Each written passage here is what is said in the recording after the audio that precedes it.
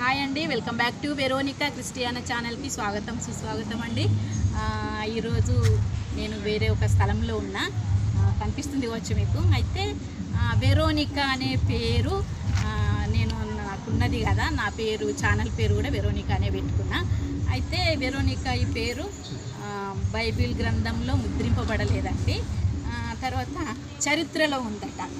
ఈ వెరోనికా చేసిన క్రియ ఏంటిది అని అంటే, యేసు ప్రభువును సిలువ కొట్టినప్పుడు ఆమె ఒక క్లాత్ పట్టుకొని ముఖాన్ని తుడిచింది అని చరిత్రలో ఉన్నది.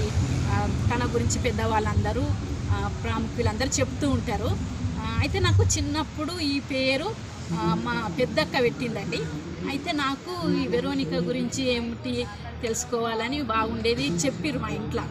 అయినా కూడా నాకు ఇంకా తెలుసుకోవాలంటే, అయితే నేను ఎట్లా తెలుసుకున్నా అంటే, ఇప్పుడు డయామైడ్ సినిమా ఉంది కదండి, తర్వాత కర్ణమైడ్ సినిమా ఉంది. కర్ణమైడ్ సినిమాల్లో వెరోనికాని షార్ట్ కట్లో చూపించి ఇట్లా తుడిచినట్టు, డయామైడ్ సినిమాలను అయితే ఆమె గురించి ఎట్లా చేసింది అదంతా క్లియర్గా చూపించరండి.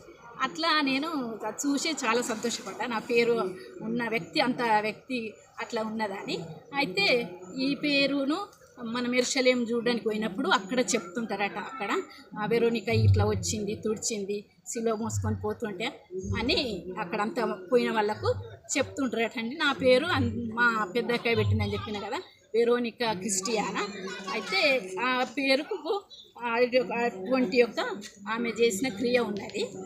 నాకు ఆ పేరు అంటే ఇష్టం. అయితే నేను ఇది ఈరోజు గుడ్ ఫ్రైడే కదండి, నేను మా చర్చికి 11 o'clock వెళ్ళాలి.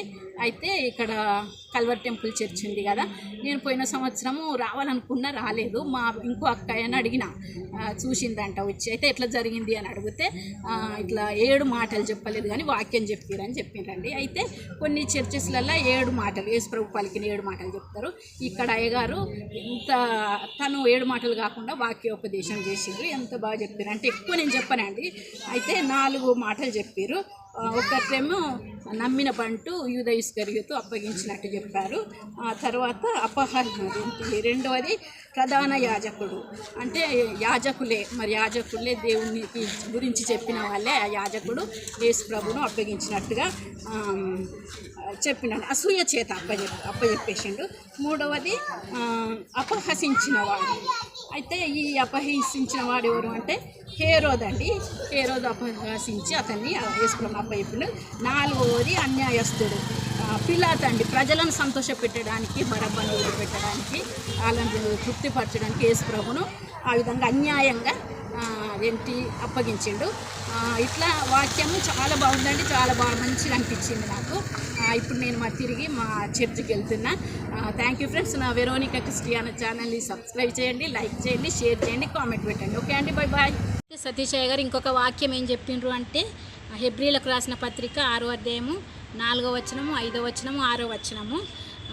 ఒకసారి వెలిగింపబడి పరలోక సంబంధమైన వరములను రుచి చూచి పరిశుద్ధాత్మలో పాలివారై దేవుని దివ్య వాక్యమును రాబో యుగ సంబంధమైన శక్తులను అనుభవించిన తర్వాత, తప్పిపోయిన తర్వాత తమ విషయంలో దేవుని కుమారుని సిలువ వేయుచు బహుబాటంగా అవమానపరుచుచున్నారు అని వాక్యం చెప్పిండు. చాలా బాగా చెప్పిండు.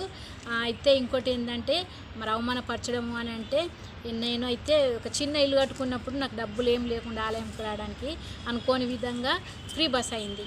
అసలు నేను చర్చికి వెళ్తానా దేవా అనుకున్నా, కానీ ఫ్రీ బస్ ద్వారా చర్చికి వచ్చేసిన. ఒక చిన్న పని దొరికింది అనుకోండి, ఇప్పుడు డబ్బులు చేతులు ఉన్నాయి, నేను ఆలయంకి రాకపోతే దేవుని ఎంతో అవమానపరిచినట్టు. చిన్న విషయంలో పెద్ద విషయంలో అయ్యగారు చాలా బాగా చెప్పిండు. మీరు వచ్చి చూడండి, నేను కాదు చెప్పేది. కరీంనగర్లో ఇందిరా గార్డెన్స్, పద్మనగర్ అండి. రండి, తప్పకుండా వచ్చి చూడండి, వినండి. మీకు అందరికీ గుడ్ ఫ్రైడే శుభములండి.